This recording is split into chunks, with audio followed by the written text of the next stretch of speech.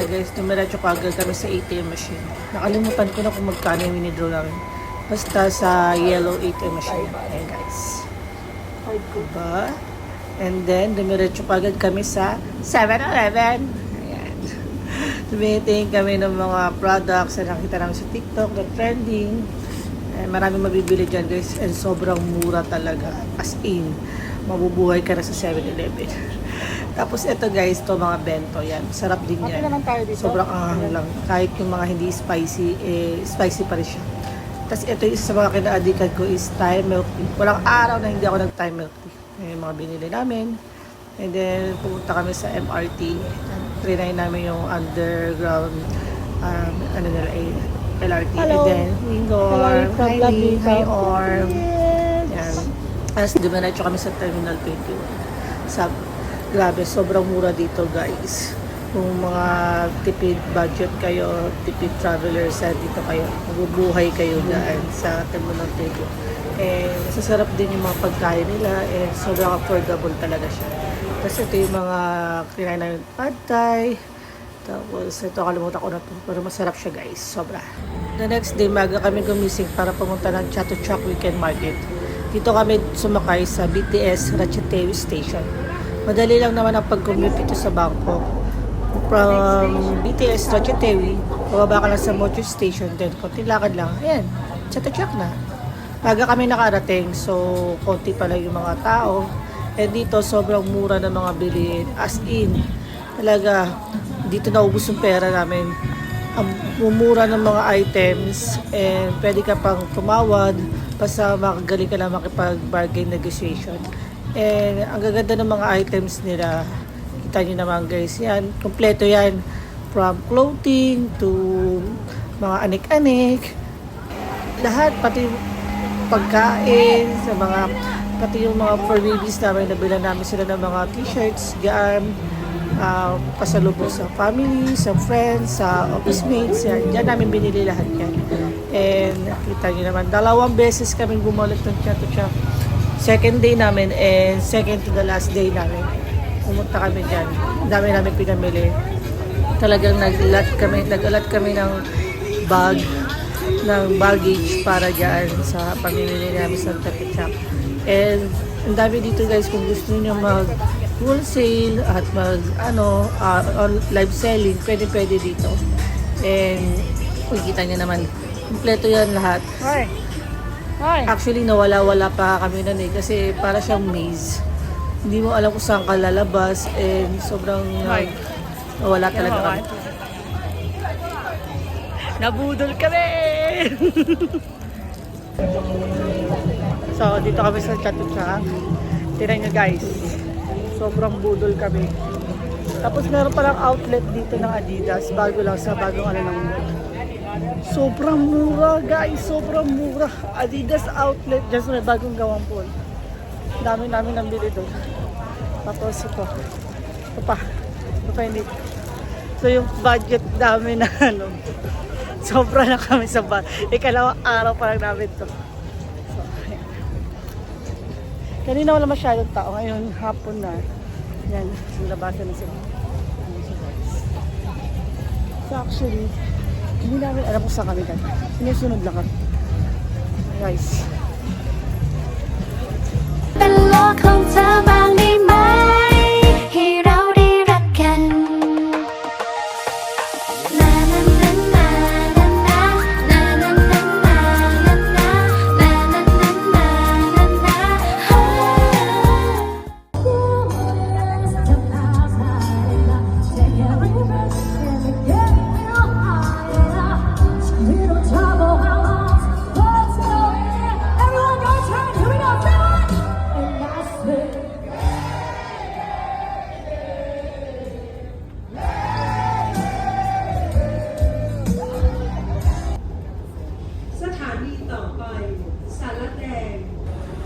So, coming Silom line guys.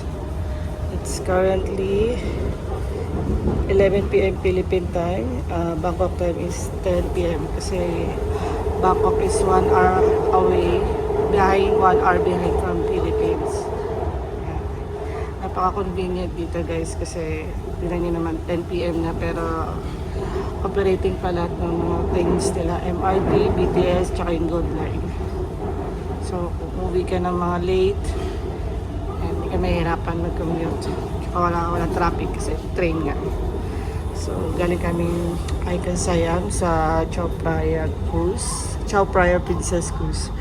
Nare-recommend ko siya guys kasi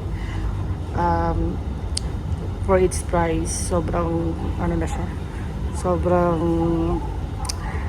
sulit na siya.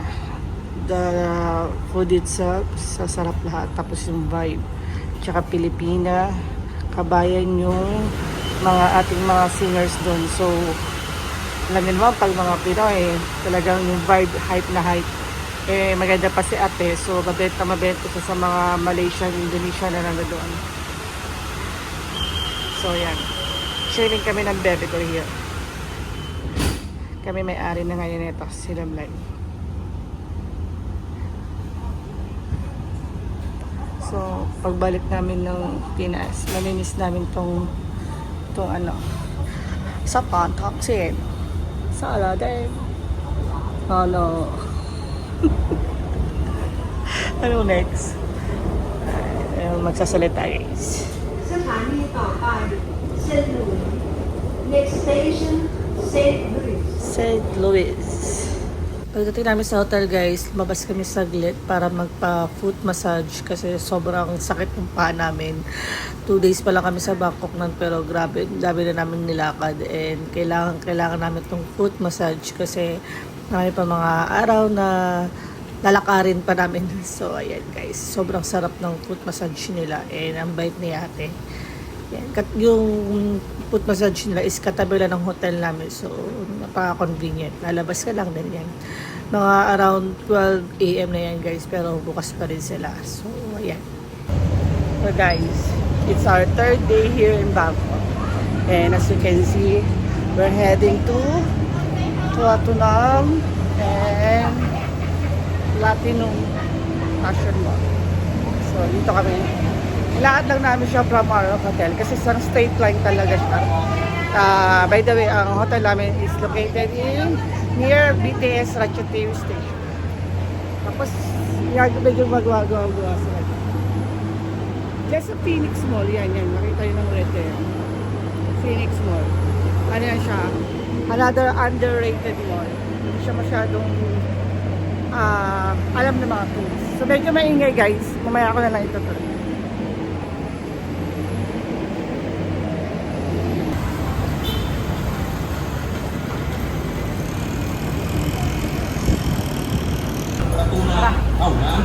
So guys, here we are sa Phoenix Mall.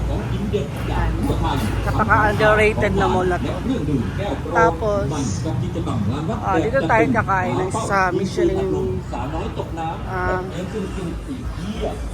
Sa Paitalo. Meron silang branch ng Paitalo dito eh.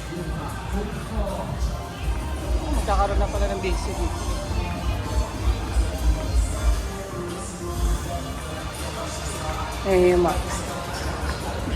Actually, katabi lang siya ng Platinum. Parang mga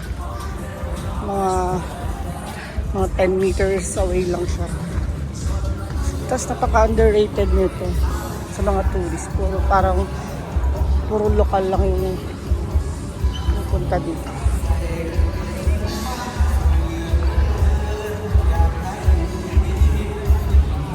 May sample pa sila.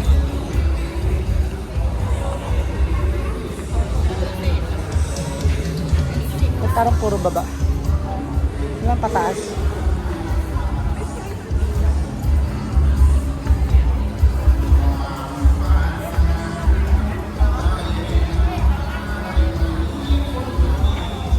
Seven lang.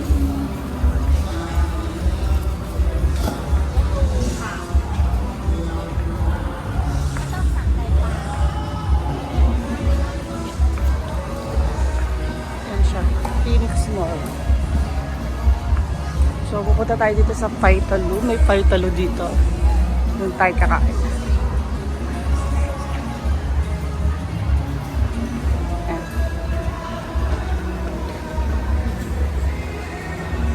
Say hi!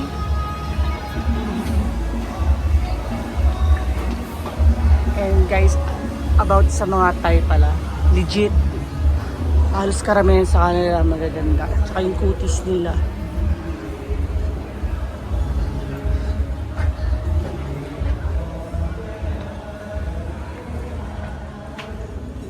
Ito yung ano nila, menu ni Phaitalo, Pad Thai Phaitalo yan. Ayun yung mga base niya. Tapos ito, yan. Ito yung order ko. Ito yung order ko. Ay, hindi pala yun. This one. Ito yung order ko. Iberian Smoked Barbecue Pork Jowl. Medyo pricey siya. Pero kasi, usually naman siya. So, ito yung order ng mami ko. This mail siya sa shrimp yan.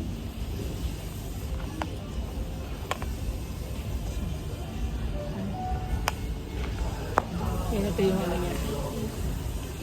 Dito ito sa loob ng Phoenix Mall.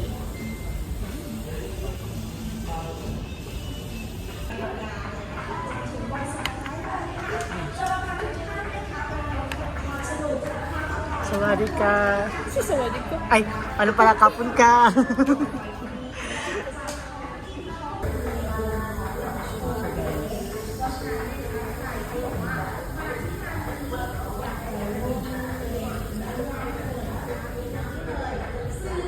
Tabi natin. Ayan. Tabi natin siya nito. Hindi natin lagay lahat. Baka magulat tayo sa kalalabasan ng amin.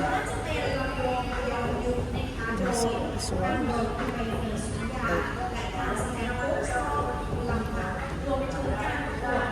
Sa pala yan.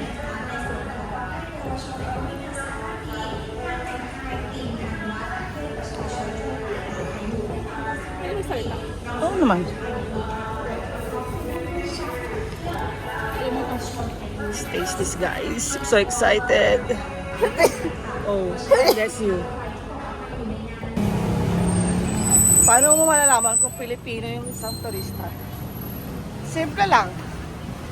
Malalaman mo Pinoy, kapag mainit, tumatakbo, tatago. Pero pag umaambon, tulad nito, naglalakad.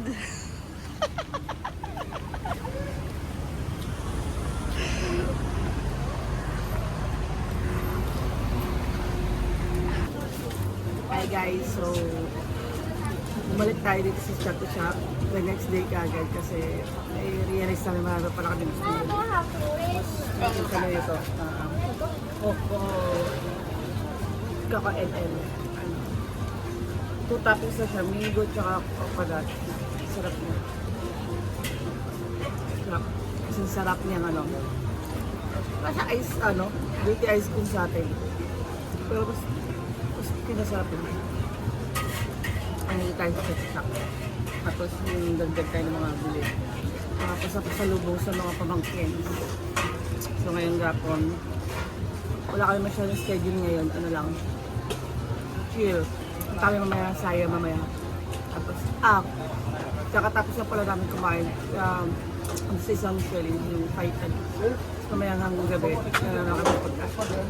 So, just keep on watching us.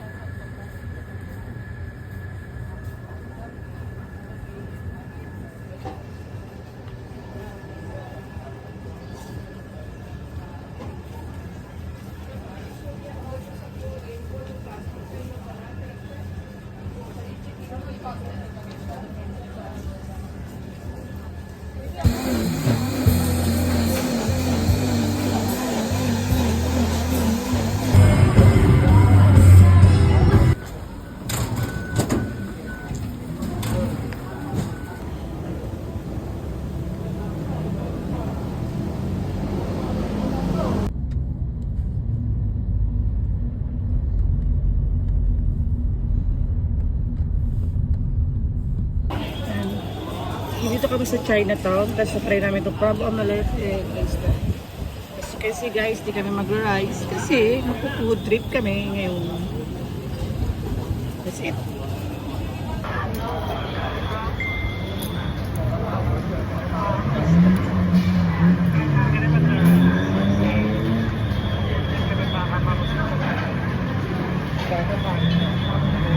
Ano lasa mo? Hindi na pala din.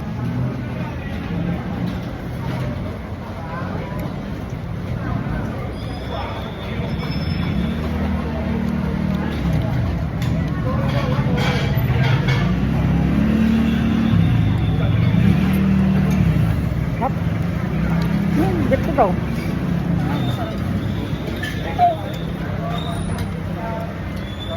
Kaya guys, crab omelette tsaka oyster omelette.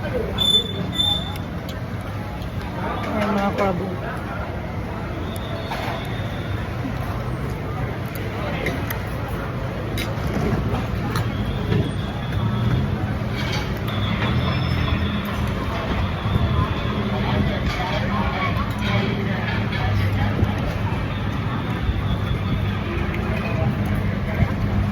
Ubod.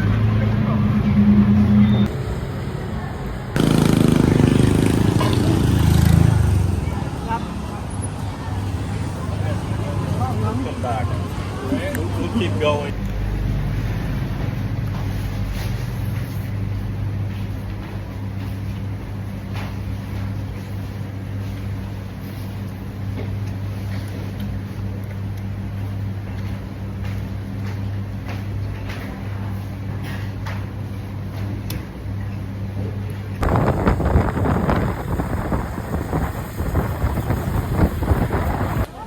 Ha? Hindi na kasi yung outfit ko. Hindi na mo eh.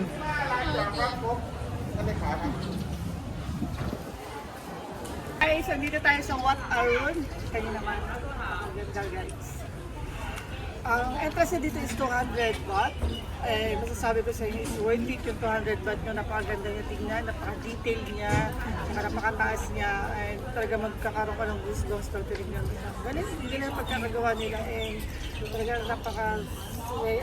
napaka-secret nito para sa kanila. And for us na makakita natin ito, sobrang blessed tayo kay Lord. Thank you. Nakita natin ito, na-experience natin ito. Ako tayo ng Thailand, and hopefully this is not the last time. So again guys, kung nandito kayo sa Thailand, I definitely recommend this Wat Arun. Ano siya guys? Ang Wat Arun. As you can see, yun yung gawa nila. Napaka-detailed. This one. Ganda, grabe. Ganun siya kataas.